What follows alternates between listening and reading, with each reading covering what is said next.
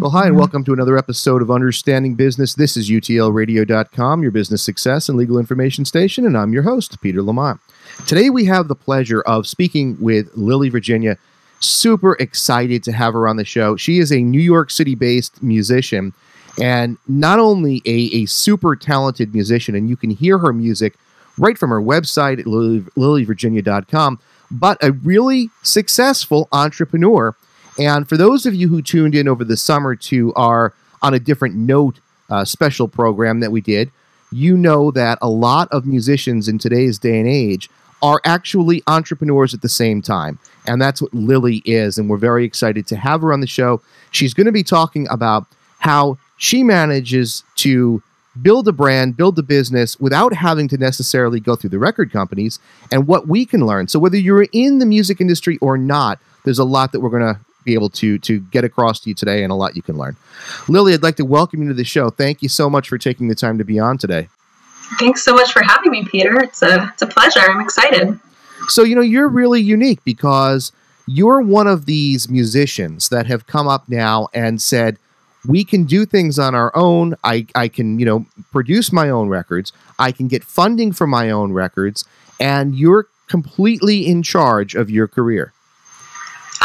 Yeah, I am. Sometimes it's a little daunting, but it's also really exciting to be able to do what you want. And I know that I wouldn't be able to be having the career that I'm having if it was 10 years ago. It would be a totally different ballgame. Absolutely. And, the record industry, it used to really dominate musicians' lives because you could not go out and self-publish. You couldn't do anything, and you were at their mercy. So if they said, this is the kind of artist we want you to be, or the kind of song we want to hear from you, that's what you had to do. Right, absolutely. And I think there's a huge freedom, but along with that, and I think this is the case in many industries, is that technology has just disrupted the systems that we're used to. So there is no game plan of how to get to success or your definition of success. And so, I think that's why you see, especially in the music industry, a lot of artists trying out different things. But I think we're seeing that across a lot of different industries. People are able to take risks and chances in ways that they wouldn't have been able to beforehand. Yeah, absolutely. And you're right. This digital era that we're in, and the really fast-paced evolution that we see with technology is really helping people create their own careers. And so many people nowadays are not working that 9-to-5 job. They're working on their own timetable. And it's kind of amazing because you go back 10 years ago, and in order to create a website, you had to go out and spend a ton of money to have somebody do it for you. And now people don't need to know coding. You can make your own website very simply and affordably. And that's a wonderful thing for entrepreneurs. Yeah. Definitely. In fact, I'm working on building a new website right now. That's awesome. And just kind of like, I think too, like the mentality has shifted where, I'm looking at my friend with the code, and I am not a coder whatsoever, but I think like my generation is more used to the hands-on approach, and we're like, well, let me just see if I can like Google something and find out a solution. I'm not always so great at that, but I like that that's a possibility. Oh, absolutely. And that's really made a difference in the world today. Now, let's go back for a second and just get a little background about you. You are a really, really talented musician, unbelievably talented. And, your songs are so meaningful. I mean, they're really emotionally charged, touching songs. They're really great. You're a great musician. But at what point did you decide in your life, all right, I want to be a musician, but I'm going to do it on my own? How did that happen? I think I didn't have the other option of, I wasn't in a position of choosing between a record label or doing it by myself. It was kind of like, I think perhaps the model was already in place of like, Most people are doing it by themselves. Even if they want to get signed with a record label, they need to build their own career before the record label is going to be willing to invest in them. Because there's no like surefire way, even for a record label, to be making money these days. Yeah. And so I came to New York 6 years ago, and I was working for a company in music for film, and working in licensing, music supervision, music editing, and I got a lot of training there. I was working directly with a composer and mentor by the name of Gil Tulmy. And so, I really developed I would say I developed my ear there. And in that process, I was already recording my first EP, which is what you can hear on Spotify now. And so that EP has a lot of you'll even hear the cinematic influences of that job, of that training, of creating ambient soundscapes and like creating, a feel, a kind of like, how you would in a movie, there's like sound design in that. Anyways, I digress. I like to talk about music. But how I decided to be independent was that EP was finally coming, it was finally coming together. It was finally, the songs were being finished. And I realized that I hadn't been out there performing, and I didn't really have too much of an audience beyond friends and family I had played different shows throughout the city, but I hadn't fully, made the leap and made the commitment that I was going to really do this. And so it became apparent to me that I needed to quit my job and I needed to go for it full force if I really wanted a career as an artist. Right. And I think also I felt, and I think a lot of musicians feel this way, because it's mostly true that nobody is out there who is going to tell you how to do it. People can give you pointers along the way, and I've had a lot of amazing people step up, and especially in that first year, act as mentors to me, give me insight, give me guidance and support, but there's nobody that's going to do it for you.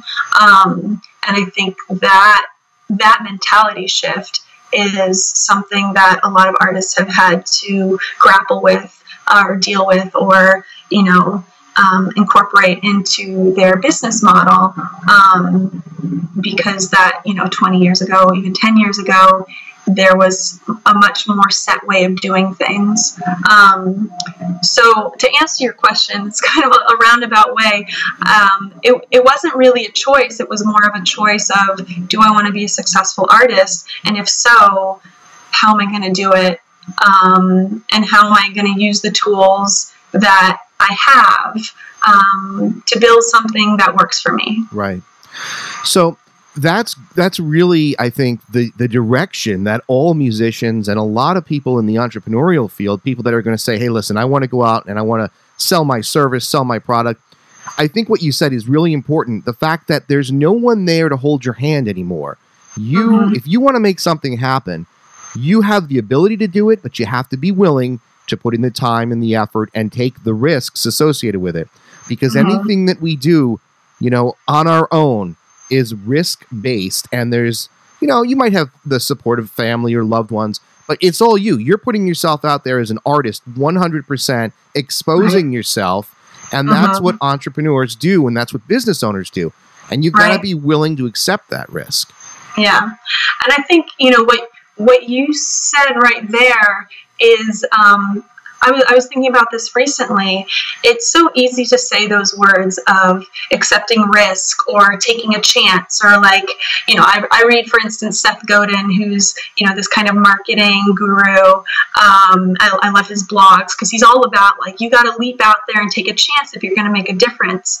And he also talks too a lot about vulnerability, which as a singer-songwriter totally resonates with me. I think ultimately, like, I want to connect with my fans. Like, I want them to feel something through my music.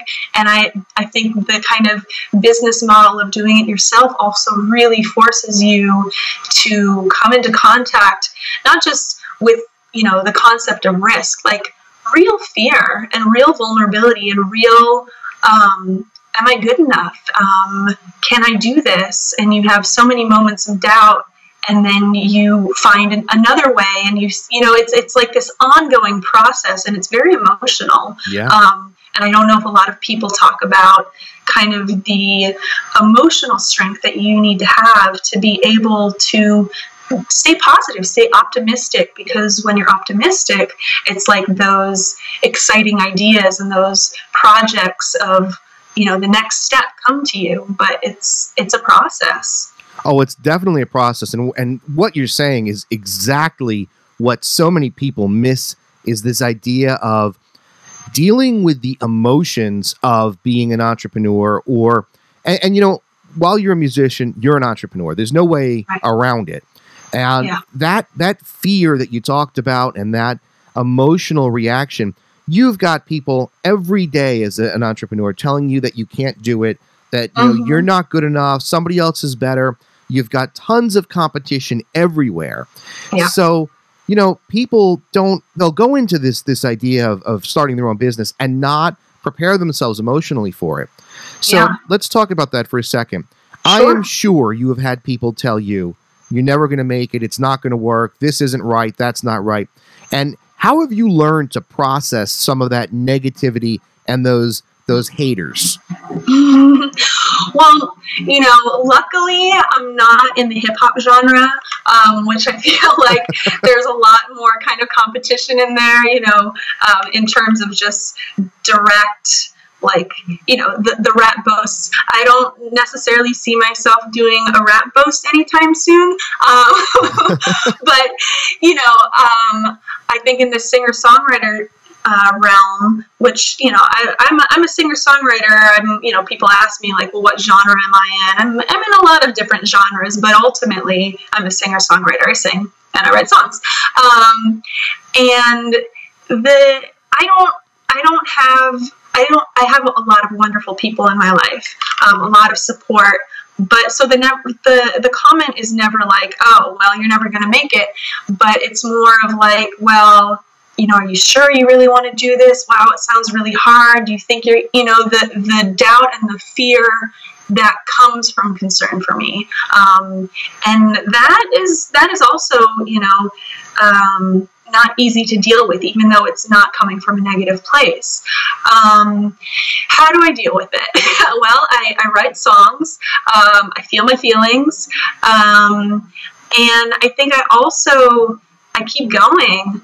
And the way that I keep going is by, I think, ultimately continuing to stay inspired. When I'm writing a song, I feel like I'm on this, I'm living on this other level, because I've been writing for, 15 years now, and it's still like the most exciting thing ever. Every time you're writing a new song that you really like. And I think that's similar to the experience that you have as an entrepreneur of thinking of a new way of doing things. It's all creativity ultimately. Yeah. Yep. And when you have like this like aha moment, wow, I could do this thing and I could try this. And it's like that excitement, that kind of, I guess that dreamer excitement allows you to push aside the doubts because you're just so excited to try something new. So I think like continuing to stay excited, continuing to stay inspired, is really crucial. I was talking with another friend of mine, who was friends with an actor, and he was mentioning, oh yeah, the actor said, well, beginning is that's the easy part, because you're excited to begin everything. It's the middle part. It's the continuing to do it and continuing to stay excited and continuing to stay connected to your art. Finding ways to stay inspired as an artist, ultimately, as an entrepreneur, makes me excited to go to these great lengths because I want people to hear my music so badly. Right.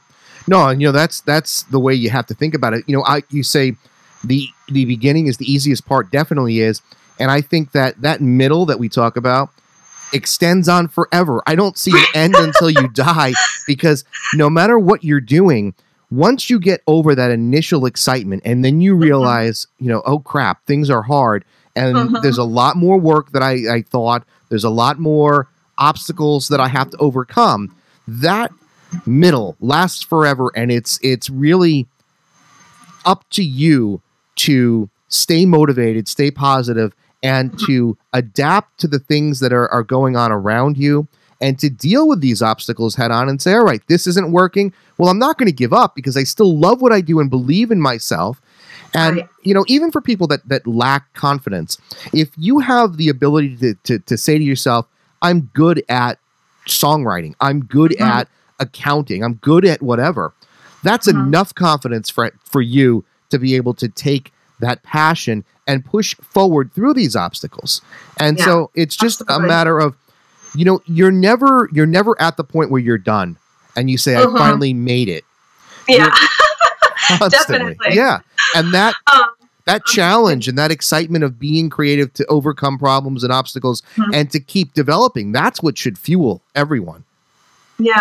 I think along that tangent, in the process of this, I came to realize, well, I'm not trying to, I want to get to certain places with my career. I want, currently I would love to go on tour as an opening act for a bigger touring act after I release my album. Like, I have certain goals, but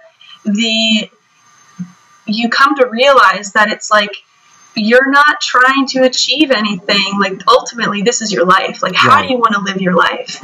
And your work is part of your life, but it also, it's everything. In order to be an entrepreneur, at least I personally need to, I need to be making sure that I'm eating right and exercising and getting time to spend in nature. Like, all of these, things that don't seem entirely related to running a business, for me, definitely are, because I need to stay inspired and in touch with the things that are making me want to, pursue this. I think that, again, as we talked about, it's across all industries. Let's say you're a shop owner and your favorite part of owning your shop are the people that come in and, the conversations that you have with them and the personal connections that you make while running your business. Which, I think for me, that's my own slant on it, because I personally like that aspect of being an entrepreneur. But it's your job to make sure that you continue to enjoy the things that made you started in the first place, because it's your life. And I think that, you should enjoy your life. Yeah. And that's where I think a lot of people go wrong, because they think, all right, I'm going to be an entrepreneur because I'm going to make a lot of money. And ultimately, you might make a lot of money, but that's not why you do it.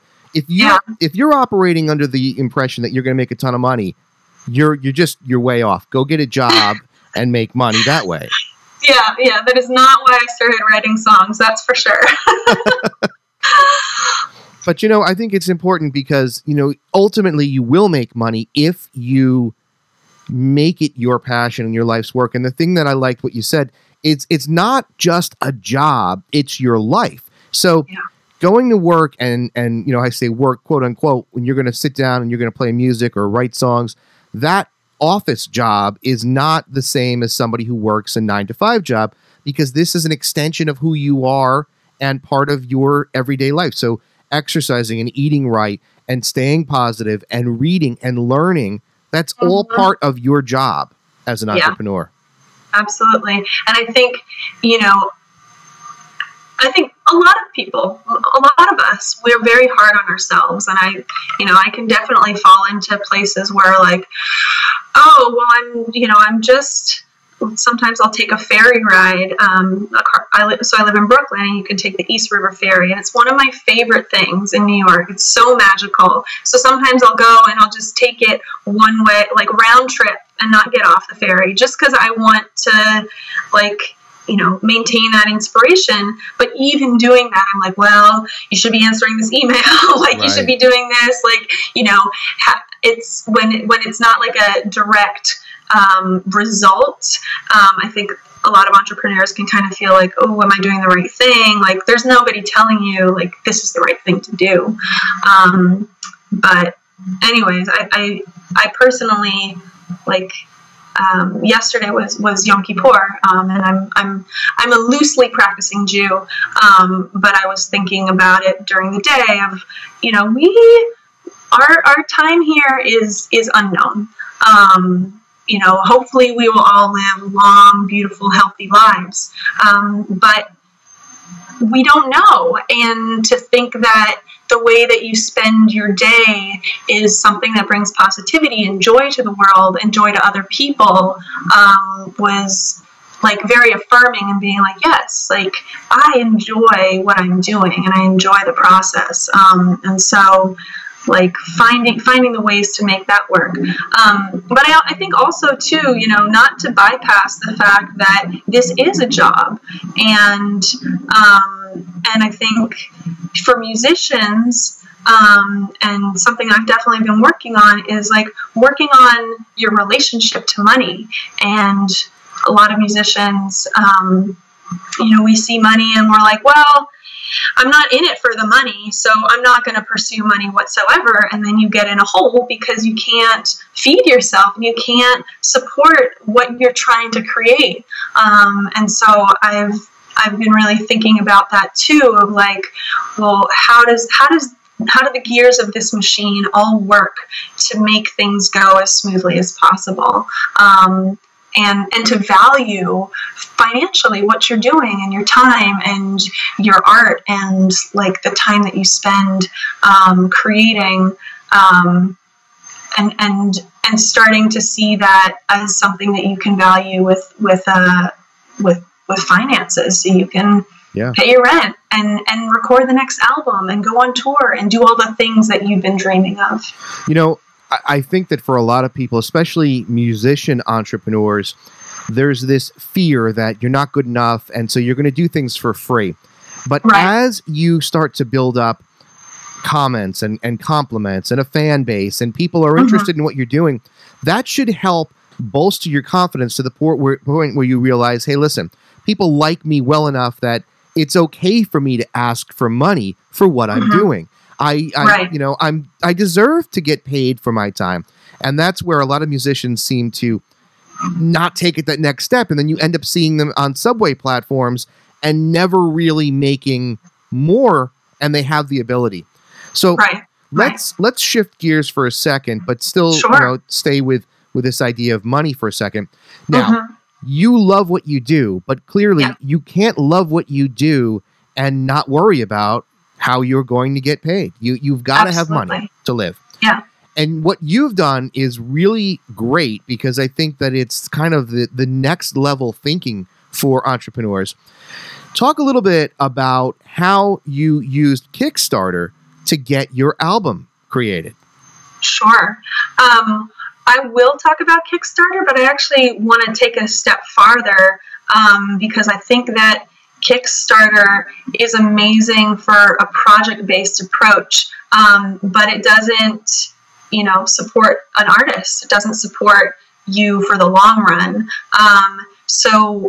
But I wasn't able to come to that conclusion until I had run a Kickstarter campaign, because that was kind of the first step in, as you said, saying, wow, I'm doing things, people like it, I want to do more things, but I need help. And so running my Kickstarter campaign, you know, was it was an intense process. I did it again with this entrepreneurial mindset of, I want as much interaction as possible. How can I bring more immediacy to the project itself? And so I did a 2-month campaign. Usually they recommend a month-long campaign. But I did a longer one because I involved interaction throughout the campaign. And I called the campaign Sing to Everything. And basically the premise was, I'm so excited to get my album out there. I want your help. You know, I need your financial help, but I'm so excited that I want to start right now, and I want to start singing to everything.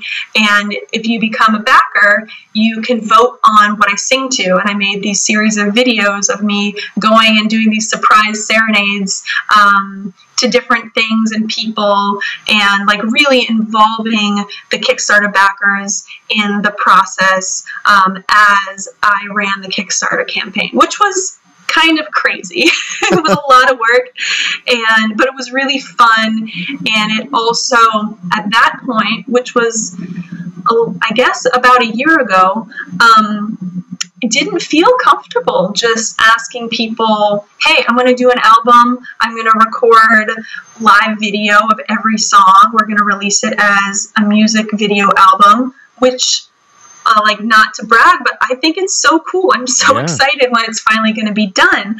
But I didn't have the confidence, and I didn't think that people would really come through if it was just asking for money just to make an album. I mean, I'm being a little like tongue-in-cheek, like that's a lot of work.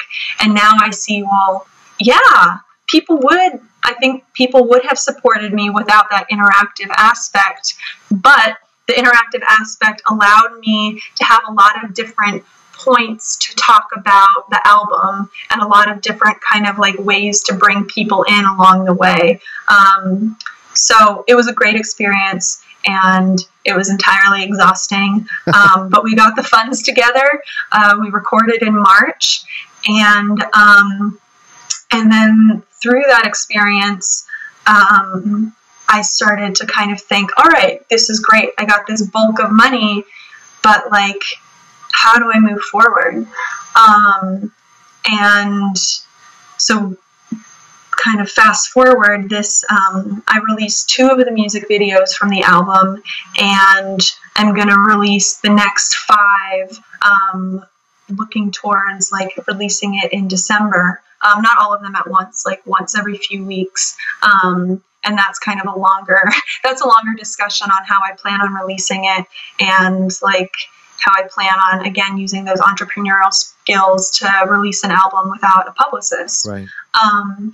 But in that process, I started thinking like, wow, I've done all this work. I love, like, this is so exciting. It's going to be amazing. How do I get it out there? Okay, I got to hire a publicist. Okay, I don't have $2,000 to $5,000 a month for 3 to 4 months to hire them. Wow, I really need to I need to be able to make money doing what I'm doing if I want to keep going, and if I want it to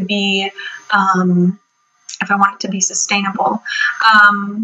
And currently, how I've been supporting myself is I got into kids music, and so I do performances for kids in New York City, Monday through Friday, birthday parties occasionally, and built up that business so that I can take care of my necessities, have some flexibility, and be able to work on my personal music as well. So that's been its own journey, but. So Kickstarter was great, but then, I started searching around for okay, but there's still got to be a better model. And I ended up meeting some guys at a music tech kind of meetup, because I go to some of those, and, any entrepreneur that's listening right now, no matter what industry you're in, I highly recommend going to meetup groups and lecture panels, things that maybe aren't entirely what you're doing, but related, especially if they're tech related. I think that opens a lot of doors. And so I started talking with these guys who are working with this artist, Ryan Leslie, who's a big hip hop artist, and went completely independent by basically saying, you know what, the only thing that matters is the connection between me and my fans. And he, a couple years ago, got off of his major label and realized that all these sales, all these, likes on Facebook and Twitter, they didn't really mean anything unless he was really personally connected with his fans and knew that he had their support. And so he started giving out his phone number, and he was like, text me, I want to be connected to you. And people went wild. And from there, he was able to be in direct contact with his fans, start fan clubs, which people, pay like a monthly subscription to. They have access to him. He's totally there for his fans. And he basically was like, wow, this is so powerful. This is so amazing. I want to be able to develop this for other artists. And so luckily I was able to meet some of the people that he's working with, and they've been working with me on really kind of understanding how to be in true contact with fans.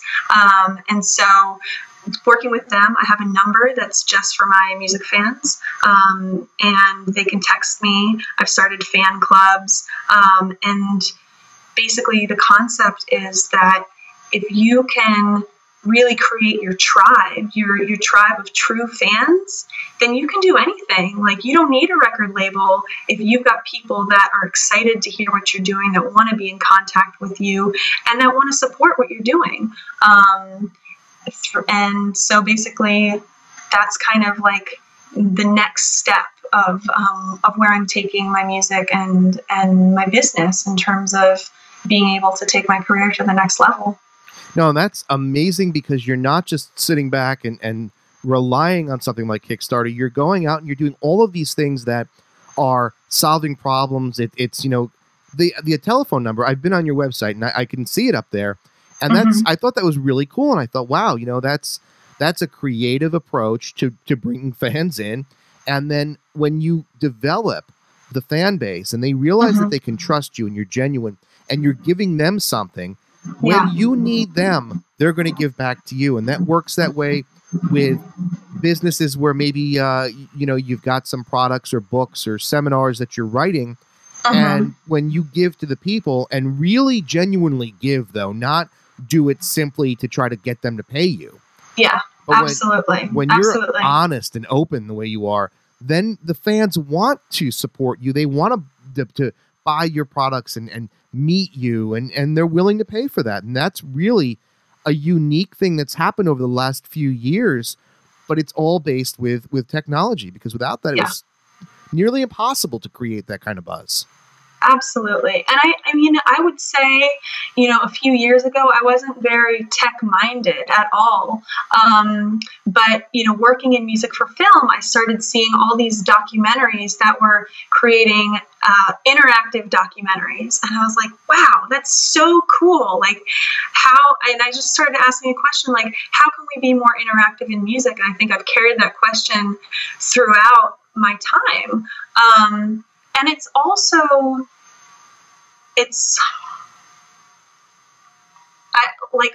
I think I mentioned this at the beginning when we first started talking. My goal as a songwriter, as a performer, as an artist, is I want to help people feel like whatever they need to feel. I want to be connected, because that's what I love. Right. It makes me feel so good to know that's like my music, or in the moment, like I'm sharing a moment with somebody else. It makes, it makes my life more meaningful.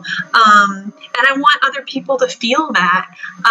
And so, like, by being able to be more vulnerable and more real and more human, it's like that works for my, like, I'll put in air quotes, my brand, because that's me. Yeah. And like I want that connection. It's just, I think, one thing that's hard for artists is, like, how do you scale connection? Like, how do you scale the personal one-on-one? It's hard to do. But I think, like, by having a text, like a number, which is 917-746-0723, like, anybody can text me all over the world. And like, some of my fan clubs are like, the $1 a month is just like, I'm going to let people know about things before other people. $5 a month is I'm starting a private online concert series for whoever supports me that way. And $10 a month is I send out a weekly confession about what I've been thinking about. So I've got 2 people in my confession club. I've got 1 person, we just launched this recently, but it's so good to know that there are people out there that want to hear hear and that want to share and want to like connect with me as well. Yeah, no, that's amazing.